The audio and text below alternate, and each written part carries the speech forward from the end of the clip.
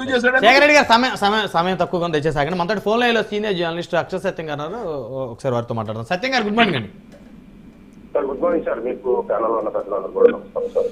ఏంటి సత్యం గారు, మొత్తానికి ఎన్నికలు మరొక 3 రోజుల్లో ఎన్నికలు వచ్చేసాయి. మొత్తాన్ని చూస్తే మేనిఫెస్టోలకు సంబంధించి కానీ అసలు ప్రజలకి నిజంగా మాట మీద నిలబడే నాయకుడు ఎవరు అనేటువంటి ఎక్కువ నమ్మకం ఎవరి మీద ఉండేటువంటి అవకాశం ఉండొచ్చు సార్? ఇప్పుడు చంద్రబాబు నాయుడు గారు హామీలు ఇచ్చారు, మాట మీద నిలబడతారని ఆయన మాట మీద నిలబడలేదని భావించారు కాబట్టి ఓడించేశారు. నేను చంద్రబాబు నాయుడు గారి కంటే అద్భుతంగా పరిపాలిస్తానని హామీ ఇచ్చి జగన్మోహన్ రెడ్డి గారు అధికారంలోకి వచ్చారు. వచ్చి వీళ్ళు ఏం చేశారు అనేది ప్రజలు చూస్తారు. వీళ్ళు ఏమి చేయలేనప్పుడు మళ్ళీ చంద్రబాబు నాయుడు గారినే ఎన్నుకుంటారు. కూటమి చంద్రబాబు నాయుడు గారు వెనక పవన్ కళ్యాణ్ ఉన్నాడు, పవన్ కళ్యాణ్ పక్కన మోడీ గారు ఉన్నారు. వీళ్ళు ముగ్గురికి కలిపి ఖచ్చితంగా చంద్రబాబు నాయుడు గారు మాట తప్పలేగానే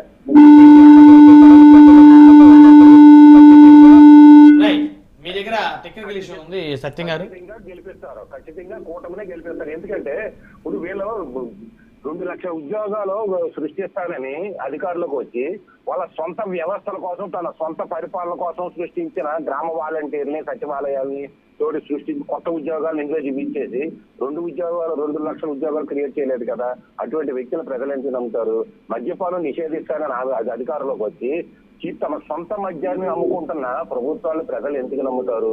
తమ కష్టార్జితంతో ఏదో సెంటో 2 సెంట్లు అరెకరో కొనుక్కున్న రైతులు పొలాల మీద ప్రభుత్వం సింబలాన్ని ఉండాలి, ఆలపాయ సింబలాన్ని ఉండాలి, కానీ జగన్మోహన్ రెడ్డి గారి సింబల్ మీద చివరికి సరిహద్దురాల్లో కూడా జగన్మోహన్ రెడ్డి గారు ఆళ్ళు వేసుకుని ఉంటే ఈ పొద్దున్న జగన్మోహన్ రెడ్డి గారు మా ఆస్తులు ఆల్చిపే చేసేసుకుంటారని అభద్రతాభం ప్రజల్లో గ్రామాల్లో తిరుగుతున్నాను నేను నా 5 రోజుల నుంచి.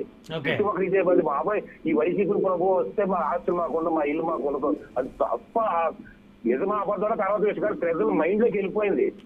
మరో పక్కన బూతు భాష, నీ అమ్మ మొగుడని వాడు ఒకడు, గంట అని వాడు ఒకడు, బక్కి తీపించేవాడు ఒకడు, ఒకసారి రేపు చెప్తే ఏమైపోయిందో వాళ్ళు ఒకరు, కూర్చి చెప్తే ఏమైంది వాళ్ళు ఒకరు, ఇంకొకరు అదుపరి జగన్మోహన్ రెడ్డి గారు అయితే పిల్లల గురించి తప్ప ఇంకో విషయం మాట్లాడైనా ఇటువంటి వ్యక్తులు ప్రజలు విరక్తి చెంది ఉన్నారు సార్.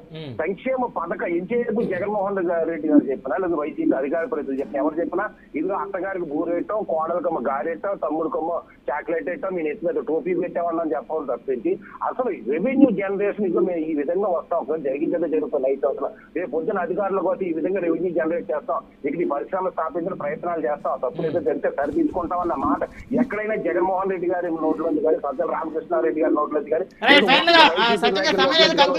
మొత్తానికి ఇప్పుడు మీకు సంబంధించి మీ అనాలిసిస్ ప్రకారం మాట మీద నిలబడే నాయకుడు ఎవరు? కూటమా లేకపోతే వైసీపీనా? కొన్ని పార్టీలు ఇప్పుడు చంద్రబాబు నాయుడు గారిని చూశారు, జగన్మోహన్ రెడ్డి గారిని చూశారు ప్రజలు. ఇద్దరులోనే తప్పులు ఉన్నాయి. అంటే చంద్రబాబు నాయుడు గారిలో తప్పులు తక్కువ, జగన్మోహన్ రెడ్డి గారిలో ఆ మిస్టేక్స్ పీక్ స్టేజ్ కి వెళ్ళిపోయినాయి. ఇప్పుడు ప్రజలు ఏమనుకుంటున్నారంటే చంద్రబాబు నాయుడు గారు, పవన్ కళ్యాణ్ గారు, ఈ మోడీ గారు, బీజేపీ ప్రభుత్వం ఉంటే వీళ్ళు ముగ్గురు కంట్రోల్, ముఖంకొకరు కంట్రోల్ లో ప్రభుత్వం ఉంటుంది, మాట మీద నిలబడతారు. రేపొద్దున కేంద్రం కూడా రాష్ట్రానికి సహకరిస్తుంది. రేపొద్దున ఏదైనా 4-5 స్కీములు రాష్ట్రానికి ఇస్తే అభివృద్ధి చెందుతుందని కూటమి గెలిపించడానికి ప్రజలు నిర్ణయించుకున్నారని నేను భావిస్తున్నాను. సమయం లేదు. ధన్యవాదాలు సత్యం గారు ఫోన్ లైన్ అందుబాటులోకి వచ్చినందుకు. రఫీ గారు ఏమంటారు? మొత్తానికి ప్రజలైతే కూటమి మీద ఎక్కువ విశ్వాసం చూపిస్తున్నారు అంటున్నారు అక్షర్ సత్యం గారు కూడా.